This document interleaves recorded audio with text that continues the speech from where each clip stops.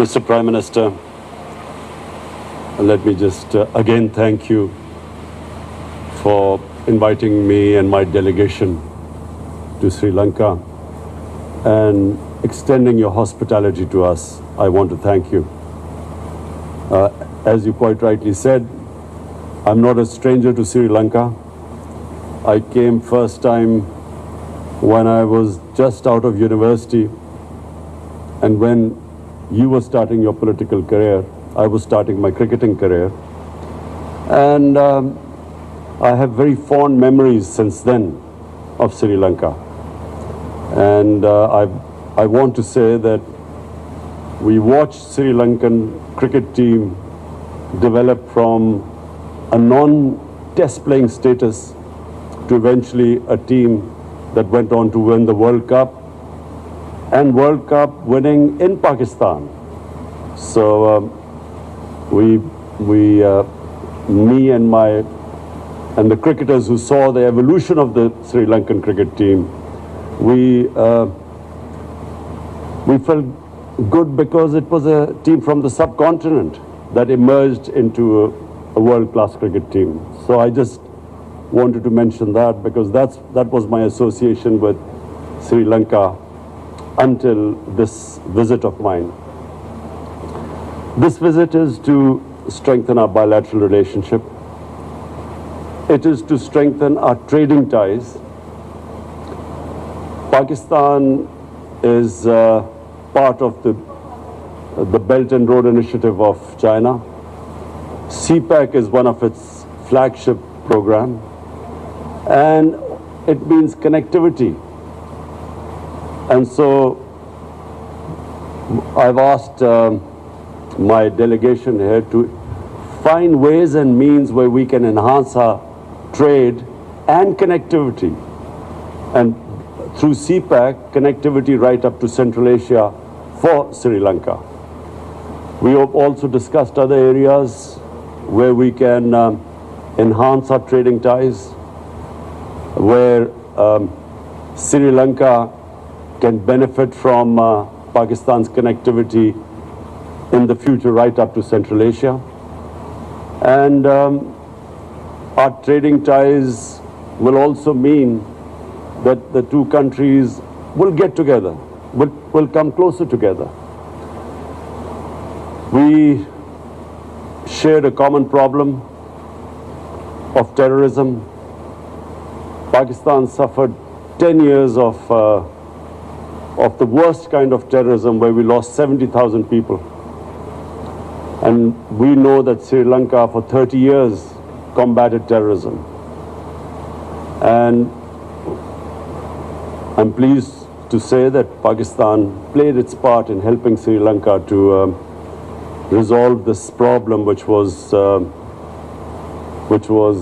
impeding your development and your growth, and a country which relies on tourism can never progress if there is terrorism. Can't have investment if there is terrorism, because that's what happened to Pakistan. In those 10 years, tourism dried up and hardly any investment came into Pakistan because of the threat of terrorism. So we share that common problem, and now we have faced another problem, which is the coronavirus. I know Sri Lanka has suffered like all those countries which depend upon tourism. And we discussed how the developed countries can help the developing world at this time. That the developed world right now should not be insular. They must realize that this is a problem that has afflicted everyone, but specifically it has hit the poor countries more, and the poor in all the countries much more. The poor have suffered everywhere, but the poor countries have suffered the most. So we have discussed how we can jointly work on the poor countries from getting debt relief. In Pakistan, we came up with the biggest stimulus package in our history.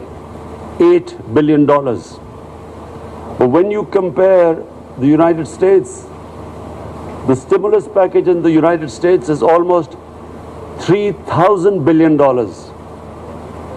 US has a population of 330 million. Pakistan's population is 220 million. 70% of the US.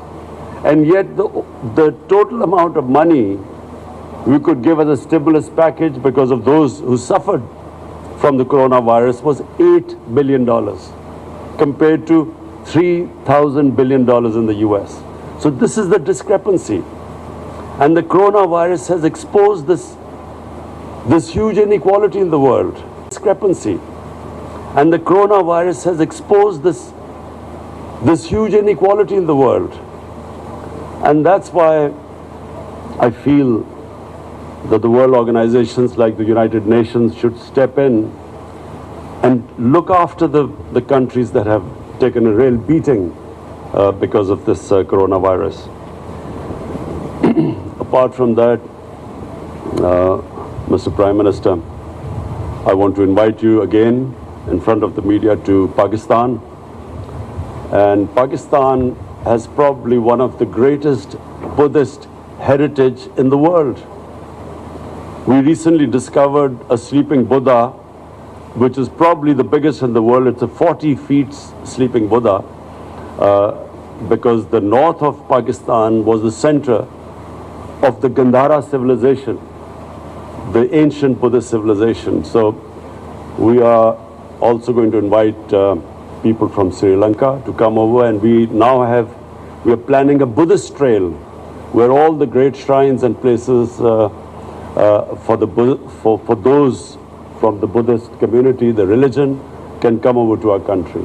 And of course, I start with inviting you most of all, Mr. Prime Minister. And thank you again for your hospitality. Thank you very much. And thank you very much for